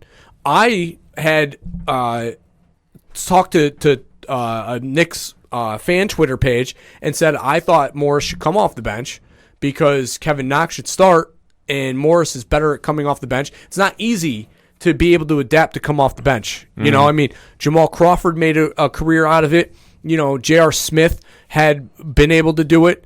But once you change your mentality of coming off the bench into the starting lineup, you might not play as well. And for Kevin Knox to be a second-year player who started his entire career, it's not easy to adapt to now coming off the bench being that 6th man. Marcus Morris already had that. Yeah. And just because you're the 6th man doesn't mean you're not going to get minutes. You're going to log minutes.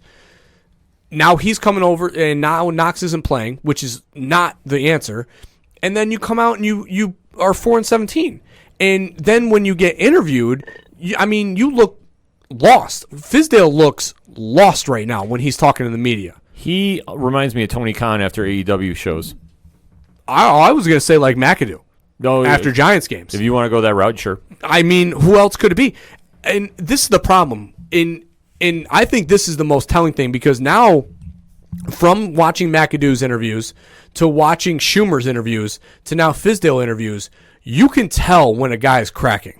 Mm-hmm. Schumer right now is cracking. Yeah. Because when you go into an interview with the New York media and your answers are just popcorn, rigmarole, everyday answers of, well, we got to play better basketball, or, well, we're still trying to figure things out, blah, blah, blah. Those are causes for concerns. That's when you know a man is starting to lose his mental fortitude. You didn't say watch the tape, though. I was waiting on that one. Jesus, I forgot about that one for a second. It's just, and now this is where I want to go with this conversation. As Knicks fans, Ken, growing up in the 90s, we saw the epitome of what Knicks basketball was. Mm-hmm. And even the early 2000s when Dolan first did buy the team, and they made that magical run in 2001 when Ewing, unfortunately got injured, and they just didn't have it anymore going into that series against San Antonio, to even the Stephon Marbury era where, the Sun came back home and, it was a honeymoon phase that first couple of years and they made the playoff run, to then Carmelo, the Sun returning home again, and that narrative. When, as Knicks fans, do we finally say enough is enough and stop supporting this team?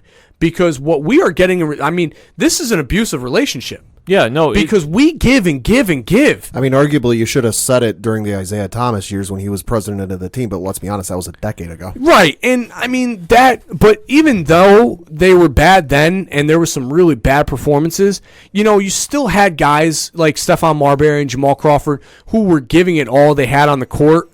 Obviously the fallout with Stephon Marbury was very out there in the open. Yeah. And but then they came back though, and they brought in God, the GM's escaping me, but they brought in Donnie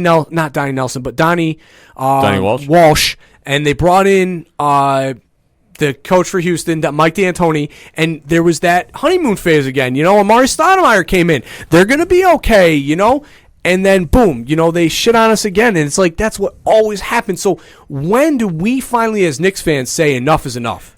Knicks coaching records since 2001, because Jeff Van Gundy coached 96 to 2001, and I can't break it down into 2000, 2001 for him. But from Don Chaney on, their head coaching record total is 564 and 877.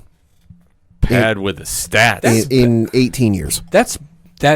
It's unacceptable. That's embarrassing. And if you want to get specific, they've had 13 head coaches since the turn of the century. And I can tell you how many playoff appearances they've had since then, because the answer is 3. Yeah, the problem is we as Knicks fans will still support the team. Right. Which we always will do. That's the problem. That we are going to sit there and take this because we buy into the hype that this is fixable. And it is. But the problem stems from the top down. We talk about cultures in sports. We talk about structure in sports. Look at the Knicks. The Dolan era has not done it. We have a one feel-good story where we're bringing back Marbury. We're bringing back Carmelo. Amari Stoudemire. The Knicks are back. Remember that press conference? We buy into that hype. Yep. Because we buy into that dream.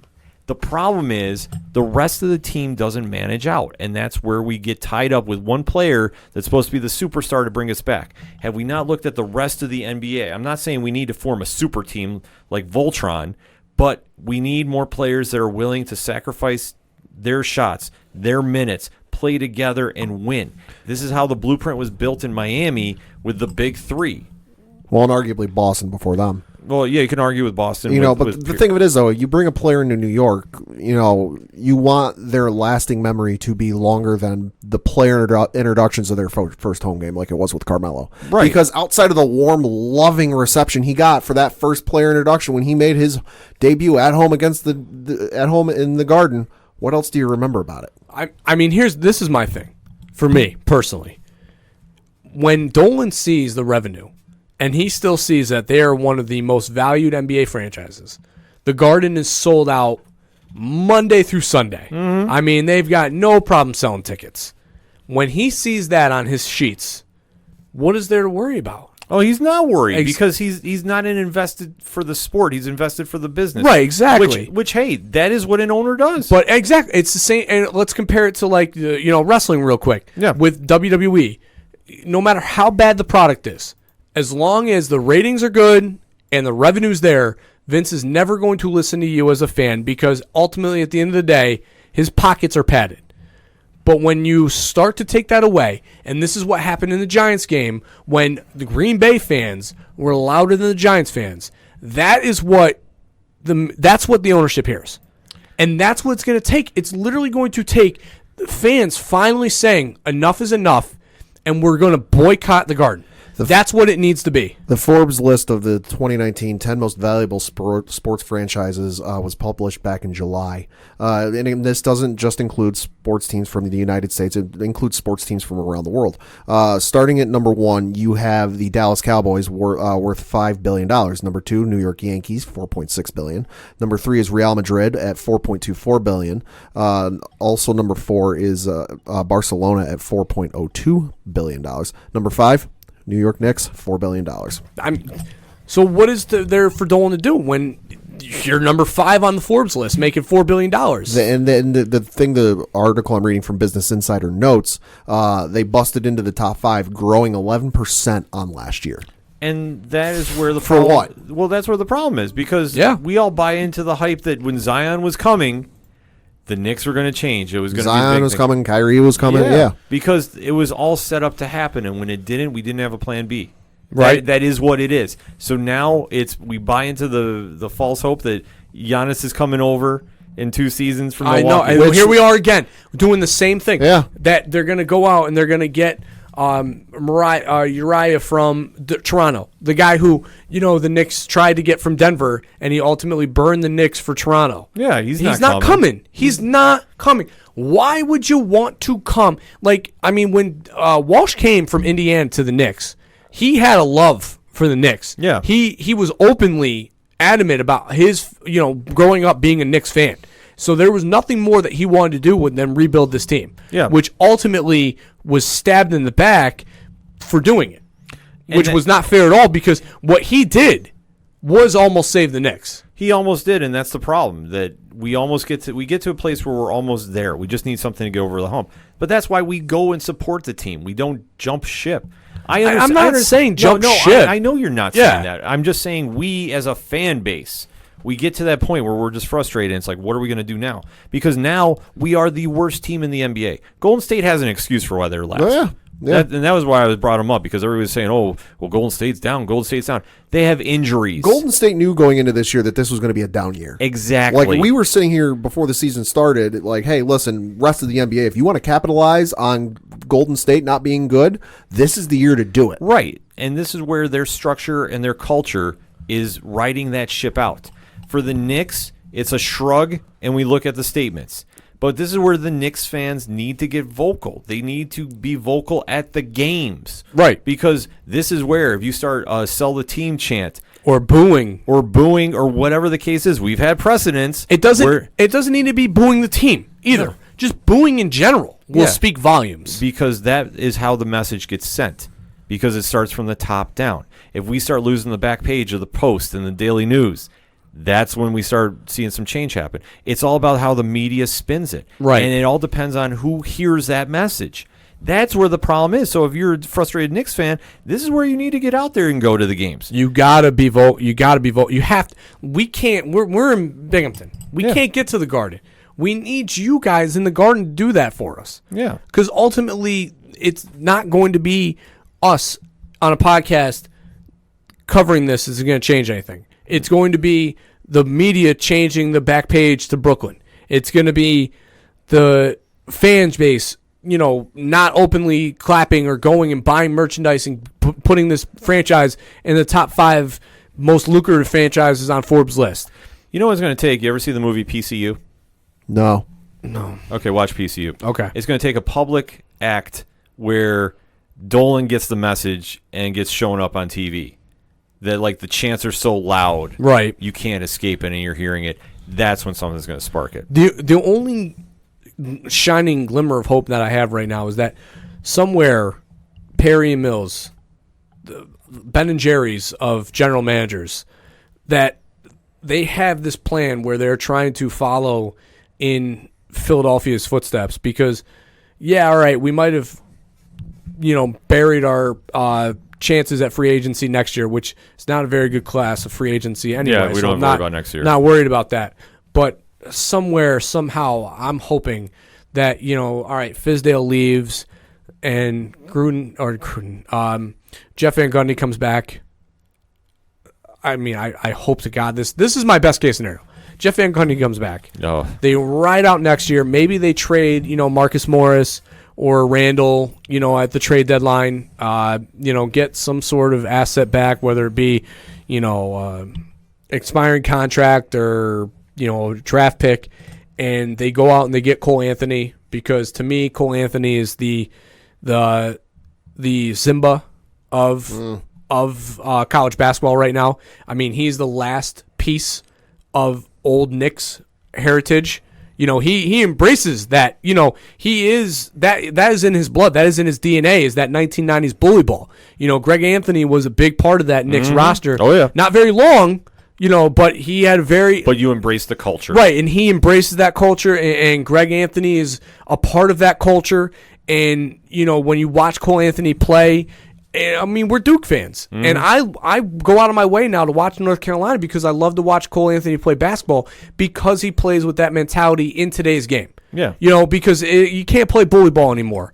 But he has that you see that 90s Knicks mentality when he goes out and plays. And I think that him coming to the Garden and, him being able to be held up over the mountaintop and, that Lion King music playing, I think would be a moment in Madison Square Garden that would captivate the world. I know it wouldn't captivate the world, but in my brain, this is how it's playing out. What it's going to come down to is the Knicks need to find lightning in a bottle somewhere. But look what I'm doing right now. I'm romanticizing the turnaround. Oh, yeah, and that is our problem. I sat here and listened to you guys romanticize the fact you were going to get KD, Kyrie, and Zion, and you went 0 for 3. Yeah. Well, listen, RJ Barrett's a fine second place. Yeah. Right, and I agree with that. But the Knicks fans at large, not just on the show, but in the tri-state area, for the better part of 9 months, Tad, we're sick. We're getting KD, we're getting Kyrie, we're getting Zion. But things are going to be better. We're going to contend. We're all sick, and you're sitting here in last place. But I'll sit here and say I'm glad we didn't get Kyrie. I'm glad. Yeah. Thank God. I'll say 1,000%. Yeah. KD, we don't know what we're going to get. So it might have been a blessing in disguise. I mean, we are as a fan base, and I can say we because we are the fan base. Yeah. We're all sick. Yeah. Like we are gluttons and suckers for punishment because again, it's just abusive relationship. We get just the worst end of the stick while the Knicks just make oogles amount of money. Dolan swims in a pool of hundreds. And we're just outside looking for scraps. Is definitely not it's sick. It's so depressing. It's just got to have some myself again. Yeah, it's just got to have some answers that we got to figure out. But Cole Anthony, he'll come in. He'll change the culture. Jeff Van Gundy will come back. Could you imagine if they hire Ewing and Cole Anthony? Coach, I think we're going to use the hashtag open the window. So, and then maybe they'll retire Anthony Mason's jersey, and it will be just a shining ceremony. And then Oakley will be allowed back in the Garden, and you're real delusional. Then John Starks will come back, and it'll just be a '90s reunion all over again. Coach done lost his mind. This is why we put up the viewer discretion, listener discretion advice. And can we get Charles Smith back in the Garden? Huh? Let's bring it back to reality here. I mean, if the Knicks fans are going to make one, Herb Williams, if the Knicks are going to make fans are going to make noise to get noticed, like you guys are suggesting, like we've seen with the Redskins fans down in the Washington, it's going to take something outside of a game on MSG because I'm sorry, games on MSG are a self-contained bubble. It's not going to reach out on that. You got one opportunity, but Washington's winning. The one home game the Knicks have that is on national television is January 10th. It's a Friday at home against the New Orleans Pelicans. It's on ESPN. Outside that, their only other nationally televised game is on TNT the day after Christmas, excuse me, and it's in Brooklyn. Well, I'll tell you what. I bet you Zion's not going to be playing that game against New Orleans, and R.J. Barrett will be there. So there's that. Right, but the game's still going to be on ESPN, and if the fans are loud enough and they boo enough, because let's be honest, January 10th is a... Oh, right. It's a month away. Things could get real ugly between now and then. It's going to be something to watch. It just sucks. Hey, shout out Carmelo Anthony, Player of the Week. Yeah. He sucks. It just... I've come to grips with I'll probably never see Notre Dame win a championship in my lifetime because it's just not realistic. The Giants have won several Super Bowls in my life. The Yankees, even though I'm not a big baseball guy, still cheer for them, have won several World Series in my lifetime. The Rangers have won one Stanley Cup. I will probably never see the Knicks win anything. And that sucks because I love basketball so much, and I'll never get to see it. It's going to be an interesting narrative to play out, but what is the good answer for this? How do you fix the Knicks? Anthony. That'll be the question we pose Jeff here. Van Gundy. On ODPH. So Oakley back in the Garden. Joining those conversations. Retire Anthony Mason's jersey. Coach has lost his mind, so definitely hit him up. hit him up on @CoachDuffy11, and he will definitely interact with you about this. Fucking sucks. Yeah, we have no answers for this, but we have to say though, with the rest of the NBA taking off, I mean, Milwaukee's been on a win streak. Yeah. The Lakers have been on fire. Hey, Carmelo Anthony. Carmelo Anthony's improving. Good for him. Hey, let's end on a positive note. Carmelo Anthony, huh? Good for him. Yeah. From retirement to now Player of the Week, From near retirement. I mean, he might finish in the top 5 for MVP voting as of today. Could be. It could happen. December. Yeah, for the week of December, sure. For the week of December. Because that's about as far as it lasts. But he's going to make it through Christmas. So, I mean, that's the thing. I think he stays at this point. Hey, might make it to the All-Star break. That's what we're thinking. We're thinking he's definitely shown the improvement. But for the Knicks, they got to just be sitting there watching how the rest of the league is doing. And Bring come up back negativity. Stay positive. Carmelo. Giannis is playing great. He bodied Randall last night. Literally zipped him up old school Undertaker style in a freaking body bag last night. Go out of your way and watch the highlight of that. Oh, I definitely will. See, now you got me talking negative again. Carmelo's Player of the Week, guys. So that's been Coach Duffy's rant about the NBA life. Hit him It up. sucks. Let him know. We're going to take a quick break. We'll be right back. Hi, this is Jimmy Gazdick from Crimson Brethren and Floodlands, and you're listening to ODPH. Coming back for the final segment on this edition of the ODPH podcast. Pat, what you got for that local minute? Well, local minute, of course, we are talking Binghamton Devils hockey. Looking at their games from last week, their game at home on Friday against the Senators, they lost by a final score of 6-2. Then they had a home game against the Syracuse Crunch on Friday, where they lost in overtime by the final score of 4-3. Looking ahead to their games this coming week, on Friday, December 6th, they've got a away game up in Providence against the Bruins. Game time 7 o'clock. And then Saturday, they travel up to Hartford to play the Wolfpack. Game time 7:30 p.m. They do not return home until the 14th of December to play. Lord, they play these guys a lot. The Utica Comets, which should note is Teddy Bear Toss night. Yeah, which, I mean, shout out to Hershey Yes. for doing their teddy bear toss. Holy cow. What, over 40,000 teddy bears? 45,000, I want to say. Oh, my Yeah. God. Yeah. Such a noble idea. It was, and it's a great video to watch because, you know, you see all the teddy bears tossed, you know all those teddy bears are going to a great place. And to me, it's just funny to watch the players all skate off the ice and go sit on the bench because they're like, yeah, we're going to be here a minute. Yeah, Even if Binghamton sells out, they couldn't get 4,500. I don't know. I was there for a teddy bear toss a number of years ago. Now, granted, it wasn't 45,000, but it was a decent amount. Yeah. Yeah, it's definitely interesting to see. Yeah. So, obviously, BinghamtonDevils.com for more information on our local team, but shout out to Hershey for pulling that one off. Coach, Bulldogs. I'm just Mr. Negativity today because Yeah? I'm going to read this directly from their Facebook page here. Binghamton blows a 116-100 lead with 4.5 minutes to go, scoring only 5 points the rest of the way as they take their first loss of the season. Binghamton losing to the Oneonta Octane 122-121. Was the mid-90s Reggie Miller playing for him? Good Lord. Yeah, I mean, I guess, well, I read in the comments that this Oneonta Octane team actually took it to Syracuse and were up 6 midway through the third quarter. So, I mean, obviously this Oneonta team, maybe teams are, you know, they sleep on them a little bit. Oneonta catches them by surprise. Obviously was able to seal the deal, though, against Binghamton and must have fell asleep at the wheel here. A tough break and a bad loss. Tough break and awful loss. Awful. unexcusable. There's no way to sugarcoat it. I mean, as ownership put themselves, it was unexcusable. Yeah, and obviously heading into the big showdown with Syracuse, Countdown to Cuse is still on. that was a bad loss to take. We are almost exactly a month away here. Right. Yeah. So right they around got the some corner. work to do. They are hosting Elmira, and I believe that they have yet to have a road game, right? No, not yet. Yeah. That's crazy. So another home game here. Next Saturday, December 7th at 7:05, they are hosting Elmira. Again, this will be at St. Patrick Gym over in Binghamton, 7:05 start time. And for more information, go to binghamtonbulldogs.com or check their very, very active Facebook. Absolutely.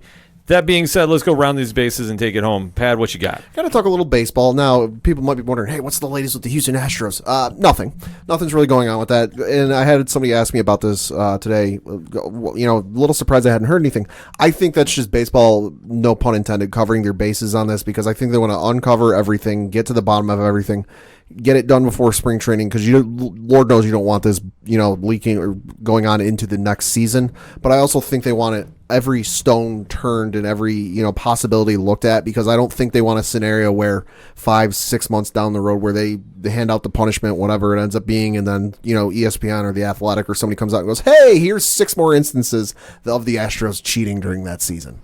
Yeah. So nothing to go with there. However, I'm going to be talking some Yankees news because hot stove is going on. Yankees obviously need some pitching. Reports are that they have met with Garrett. They're going to meet with Garrett Cole, free agent pitcher, of course, who pitched the last season with the Houston Astros. Went 20-5 with an AL American League best 2.50 ERA.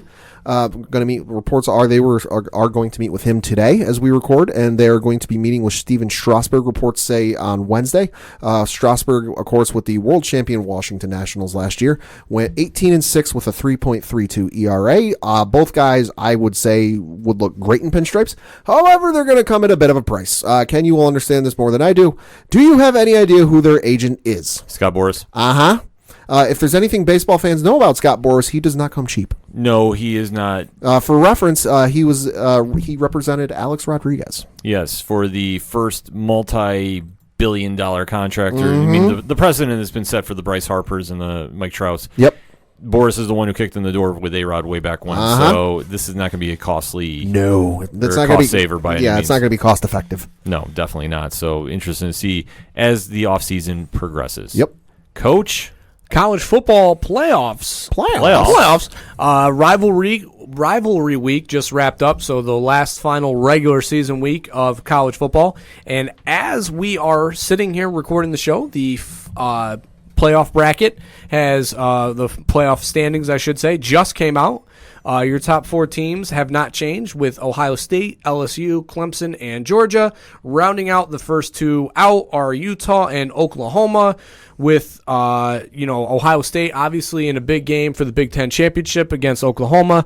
LSU will be playing Georgia in the SEC title game, so you got to think that an LSU loss, they'll probably still be in. With a Georgia loss, they'll probably get bumped out of the top 4, with the winner, I got to imagine, of the Big Ten getting in. I don't see the Pac-12 getting into the playoffs, even though I know Utah's 5. Then just rounding out the top 10, you got Baylor, Wisconsin, Florida, Penn State. Alabama fell all the way to 12th after their loss. I mean, listen, Alabama not making it to the national title game means very good things for my Patriots. I mean, I also am okay with it because I'm tired of it. So are we all. Yeah, and rounding out in the top 15, just because I want to mention them because I do love them so dearly, the Notre Dame Fighting Irish. Oh, there you go. Well, it's going to be an interesting playoff push here. I mean, LSU you can't go wrong with. No, I mean, I honestly, I don't see many things changing. I don't see Georgia winning, beating LSU. So, again, I think they fall out. I really think that Oklahoma's going to end up jumping Utah to get that seed. And, I mean, I see it, Ohio State and LSU. Clemson, I don't know. I mean, the ACC was so down this year that they just didn't have any competition. No. So I don't know. I mean, if they have to play, if LSU has to play Clemson, I really think LSU can beat them. Mm-hmm. If Clemson falls to 4 miraculously somehow, some way, I think Ohio State will absolutely obliterate them. this Ohio State team is no joke. No, Chase Young. Oh, God. I mean, the real deal. Yeah. The real deal. And then, hopefully, I've seen talks of Notre Dame being anywhere from the Orange Bowl, possibly, outside shot, all the way to the Camping World Bowl, with a potential game against Alabama, which would be a lot of fun from, a Notre Dame standpoint to be able to at least finish and play against the top 5, perennial top 5, and obviously Power 5 conference team. Hopefully another win against the SC team in a bowl game. That would be nice, but we'll see. And, it's been a really good college football season. I mean, if you haven't watched any this year, I would recommend watching these championship games. They're always, the Pac-12 rival championship games, always a good one. And obviously the big one's the SEC one. That's gonna be huge. If you watch any one college football game, I would recommend watching the SEC title game, because that is the one game that can literally shift the playoffs with whatever the outcome is. It's definitely going to be an interesting playoff scenario, however they pan out. I mean, all the top 4 teams are in there. I mean, you can't really argue with who's in there. Not right now, you can't. I mean, obviously, I personally think Oklahoma should probably be over Georgia. Mm-hmm. Oklahoma has that bad loss on the road against a division opponent who's escaping me right now. So, that doesn't help anything. But again, I think Oklahoma is going to end up ultimately in the top 4. It probably will happen, but it's going to be a tough thing between Ohio State and LSU. Ultimately, at the end of the day, Oklahoma doesn't have enough defense to stop either one of those teams, whoever they have to play. And LSU, in Burroughs is the real deal. Their defense is good, and Orgeron just knows how to fire them boys up. Mm-hmm. No matter what. That is the one thing with LSU that is so fun, is Ed Orgeron is arguably one of the most underrated, unspoken about coaches in all of college football. Right. I mean, he took over this team from Les Miles, where they were in the interim tag. Nobody thought he was going to hold on to that job. End up signing him to a really big deal, and he's performing well. Yeah, you can't go wrong with that. No, I mean, he's a great leader of men. These college kids, knows how to recruit. And obviously Ohio State is Ohio State. They just Chase Young is such a game changer from the defensive end standpoint. I mean, they rush him inside, they rush him on the outside, and he just finds his way to the quarterback in the ball no matter what. Yeah, you can't go. What else can you say about him? It's just that's going to be your 1-2. Yeah, I mean, you can't. You have to game plan for one man. I mean, when's the last time? Probably since Clowney, have you really needed to worry about one defensive player disrupting your entire game plan? Yeah, that was the last one I could really think of. Yeah, I mean, even for as great as the Watt brothers were, they weren't game changers like Chase Young is. Yeah. So it's going to be interesting to see as the push goes through. I mean, it can't be all Ohio State and Michigan like it was this week. Yeah, I mean, what? Michigan didn't even show up. No. What Michigan game? Stinker. It was just Ohio State scrimmage. Absolutely stinker. What else can you say about that one? So let me close out the round in the base section with talking a little boxing, because this weekend, as we are recording, Saturday, December 7th, Andy Ruiz Jr., Anthony Joshua 2 is going down. Saudi Arabia. It's going to be the rematch of the upset of the year. Upset of the decade, maybe? You could argue Anthony Joshua, the heavy favorite when they first fought, got absolutely handed a defeat by Ruiz. This one, though, a lot more is at stake, because obviously Deontay Wilder and Tyson Fury are fighting in the new year. The winner of that would arguably face the winner of this. If Ruiz pulls off the miracle win again, him versus Deontay Wilder would be box office like you wouldn't believe. Would not believe. And if you saw Wilder's last fight, that jab is absolutely ridiculous, that he was losing every round in his fight and just literally dropped his opponent in the 7th. It was absolutely sickening. Ortiz there, it was all. Ugh.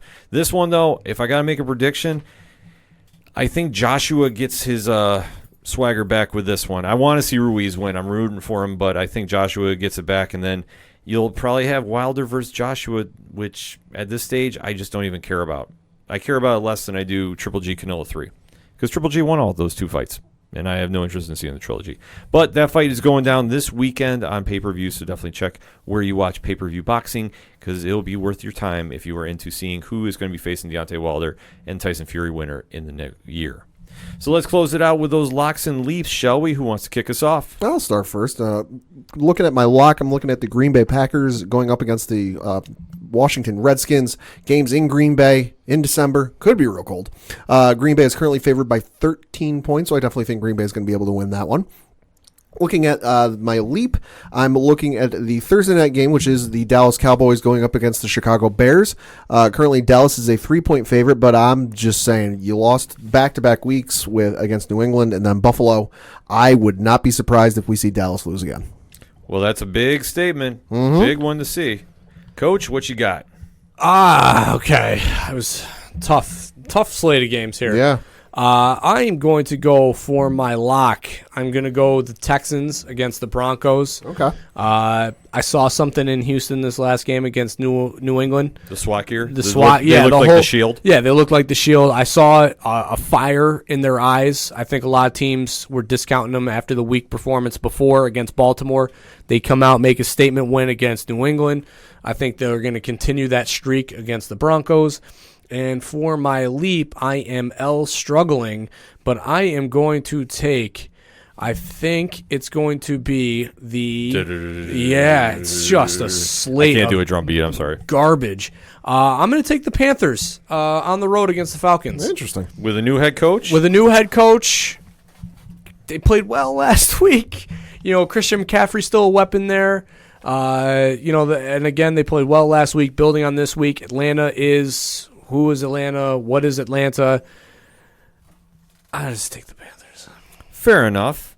For my lock, I'm riding with Pad. I'm taking the Packers over the Redskins. Sure. I mean, that's easy, low-hanging fruit. Oh, yeah. Rodgers is going to want to make sure he locks up a playoff position this week than not. And for my leap, Patrick Mahomes got a little something to prove. Okay. I am taking him over Tom Brady and the Patriots. I know they're going to Foxborough. I know it's coming off a Patriots loss. I don't care. I think that maybe, just maybe, Kansas City's got something to prove on this one. Could be. Pat is unbuttoning his shirt right now. He's steaming with that pick. He is fuming about this one. Nah. This is a good thing. He's trying to downplay it, folks. Yeah, exactly. I'm cool. I'm not worried about it. I expect to hear something from So Wizard and Wonder Soul about this one, too. It's tough. The fact that they're going into New England in December is tough. The field might still be frosted over from the nor'easter that came through. Yeah, I like Kansas City's defense going against this abysmal wide receiver core of New England, but after a loss at home, this is also going to be a Tom Brady single-digit losses in December, if I'm not mistaken. But you know who's their defensive coordinator, Kansas City? Exactly. We just talked about him, the man who's 2-0 against New England in the Super Bowl. And this is where I think they got a little bit of favor to do. And this is where we're going to really see what New England's got. You know what, Pad? Ken, change my pick. I'm going Kansas City now on the road. Oh, he's riding with me. I'm riding.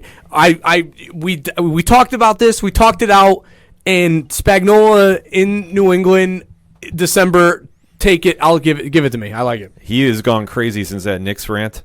So trust me, this is going to be some wild picks out. It just adds up. I mean, Spagnuolo, the defense is playing so well. He obviously, knows how to game plan for Brady. He's been successful against him in the past. Mahomes is playing decent. Well, this is just going to be the true benchmark of what Kansas City is going to bring to the playoffs. Because let's face it, the road to the Super Bowl is going through New England. Kind of a must-win for Kansas City, too. I absolutely both think sides. so. A little bit. And, I mean, Buffalo and then Baltimore on that flip side, that's a tough game. I mean, because they're 1 o'clock, right?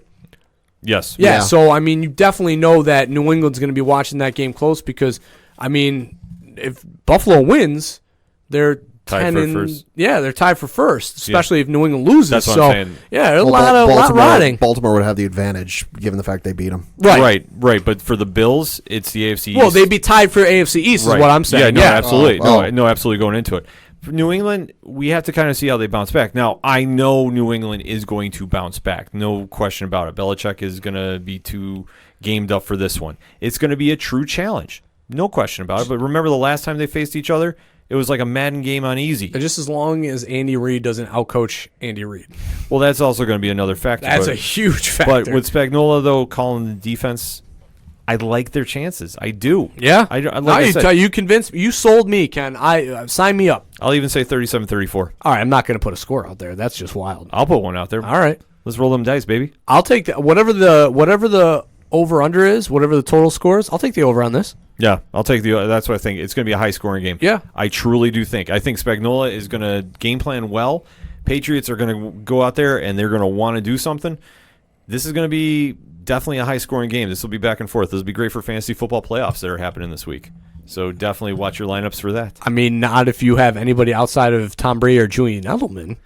Because, you can't trust anybody else in New England right now. Well, it depends who you got. I mean, New England depends who's healthy. Yeah, I mean, because I've had White for the last 2 weeks, and terrible. Well, that's your fault. You took a. Hey, listen. I mean, I thought nobody's healthy. They got to throw the ball to somebody. Cardinal rule: never draft a Patriots running back unless his name is Sony Michel. He was a free agent. I didn't even draft him. He was there. I was like, listen, they got to throw the ball somewhere. Same rule applies. We're gonna be calling Coach help tonight, folks. He's definitely lost his mind with the Knicks rant. The Knicks have broken him. We are in a keeper league here where we have 6 positions on the bench. I mean, guys are stashing dudes that are like 7 weeks away from returning. I'm desperate for a running back. I picked up Darian Geis.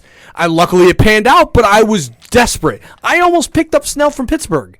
That's how tough it is right now because there is nobody healthy. It's true, but I'm still going to fault you on this one. Oh, whatever. I will stick to my argument here and defend myself. You can definitely do that. And we can definitely talk about how the music you heard on this show is that of Fair City Fire. Our friends out of Austin, Texas, which we just heard Brian Wolf is going to actually be playing at Ransom Seal Tavern in December. He's got a gig coming up near New Year's Eve. I'm not sure the exact date, but if you go to faircityfire.com, you can definitely hit him up and let him know how to get there. OchoDuroParleyHour.com/music. You can find out about them, Shout of the Robots, Floodlands, Walking Distance, Honker, all the great music you hear on the ODPH podcast. You can also go over, check out #607podcast. Find out about 3 Fat Nerds. You can find out about Horror Zone 607. Hey, do you know 8122 Productions is on Patreon? Love is Scary, featuring Spooky Mike and Dr. Derek. If you need a reason to get Patreon, I am giving you one. Solid entertainment and content. I cannot repeat on here because it's definitely not safe for work. I can give you an advisory, but it's not going to work. I can't do enough justice. You need to get this in your life. That is all I can say with that. You can also check out Parlay Points, which has the complimentary blogs to the ODPH podcast during the week, so we definitely want to interact with you. Everything that is ODPH, you can check out on OchoDuroParleyHour.com. And we also want to shout out our friends over in NXTWAVE and PodNation. You can find out about all those great podcasts if you go to podchaser.com. Type in Alternate Reality Radio. You can find the list for NXTWAVE, and PodNation is on there as well, so you can find out all about that. Because that's all we got for this week. So for your coach, my coach, the broken coach, Coach Duffy. Good night and go Knicks. For Padawan J. John Calipari, still coaching Kentucky. I'm your host, Ken M. Go Buffalo. Thank you as always for listening to the ODPH podcast, better known as the Ocho Duro Parlay Hour. See you next time.